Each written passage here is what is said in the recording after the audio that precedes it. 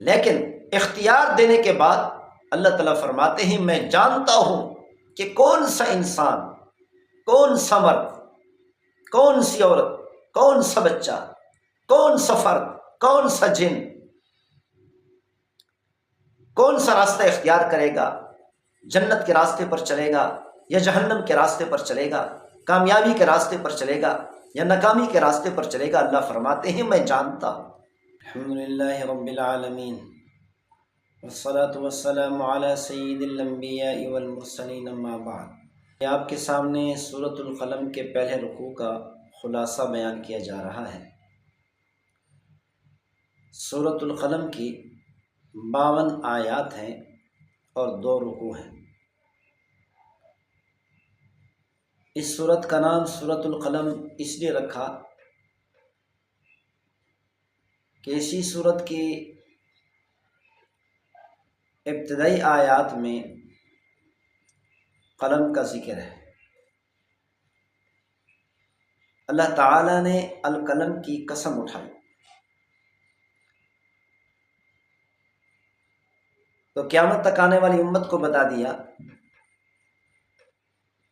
کہ یہ قلم پوری انسانیت کے لیے اللہ کی طرف سے ایک بہت بڑا انعام ہے، اللہ تعالیٰ کی بہت بڑی نعمت ہے۔ اپنے معافی ضمیر کو ہم قلم کے ذریعے سے لکھ سکتے ہیں، تو اسی لیے اللہ تعالیٰ نے اس کی عظمت کو بتاتے ہوئے فرمایا نون والقلم وما یسطرون۔ اللہ تعالیٰ نے فرمایا میں قلم کی قسم اٹھاتا ہوں اور قلم کے ذریعے سے لکھی جانے والی چیزوں کی قسم اٹھاتا ہوں۔ حضرت عبداللہ بن عباس رضی اللہ عنہما فرماتے ہیں کہ اللہ تعالیٰ نے سب سے پہلے قلم کو پیدا فرمایا اور قلم سے فرمایا لکھو۔ قلم نے پوچھا اے میرے پروردگار کیا لکھوں؟ اللہ تعالیٰ نے فرمایا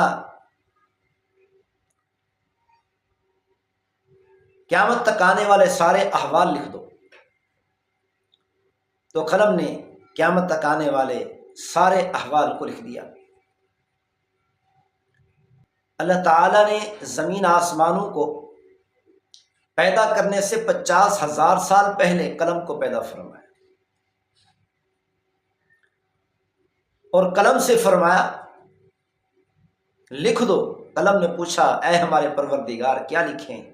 اللہ نے فرمایا قیامت تک ہر تقدیر لکھ دو۔ تو قلم نے اس وقت سے لے کر قیامت تک ہر تقدیر کو لکھ دیا۔ اب جو کچھ بھی ہونے والا ہے قیامت تک ہوگا، یہ سب کچھ اللہ تعالیٰ نے قلم کے ذریعہ سے لوح محفوظ میں لکھوا دیا، اور اللہ تعالیٰ اس کو جانتے ہیں۔ لیکن اس کا مطلب یہ نہیں کہ اللہ تعالیٰ اسی تقدیر پر سب کو مجبور کرتے ہیں، مجبور نہیں کرتے، بلکہ اللہ تعالیٰ نے تو اپنا علم لکھ دیا ہے۔ اللہ تعالیٰ یہ بتانا چاہتے ہیں کہ میں جانتا ہوں، اگرچہ میں نے انسان کو اختیار دیا ہے، جو چاہے کر سکتا ہے، برائی کر سکتا ہے، نیکی کر سکتا ہے، جنت کے راستے پر چل سکتا ہے، جہنم کے راستے پر چل سکتا ہے۔ وَهَدَيْنَاهُ النَّجْدَيْنِ، اللہ تعالیٰ نے فرمایا ہم نے انسان کو 2 راستے دکھا دیے ہیں، کامیابی کا، ناکامی کا، جنت کا، جہنم کا، نافرمانی کا، فرمانبرداری کا۔ اب اس کی مرضی، جس راستے پر چلے گا، جنت کے راستے پر چلے گا تو جنت میں پہنچ جائے گا، جہنم کے راستے پر چلے گا جہنم میں جا کر گرے گا۔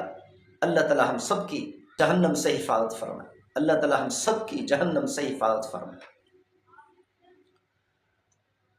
تو اللہ تعالیٰ نے اختیار دیا ہے، لیکن اختیار دینے کے بعد اللہ تعالیٰ فرماتے ہیں میں جانتا ہوں کہ کون سا انسان، کون سا مرد، کون سی عورت، کون سا بچہ، کون سا فرد، کون سا جن کون سا راستہ اختیار کرے گا، جنت کے راستے پر چلے گا یا جہنم کے راستے پر چلے گا، کامیابی کے راستے پر چلے گا یا ناکامی کے راستے پر چلے گا۔ اللہ فرماتے ہیں میں جانتا ہوں، میرا یہ علم ہے۔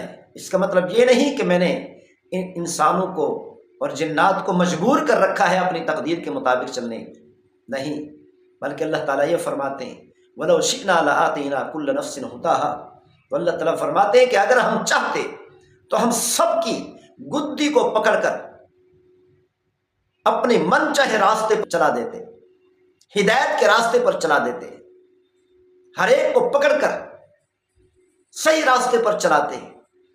اگر ہم چاہتے تو کر سکتے تھے، پھر کسی میں جرت نہ ہوتی ہدایت کے راستے کے علاوہ کسی اور راستے کی طرف دیکھنے کی۔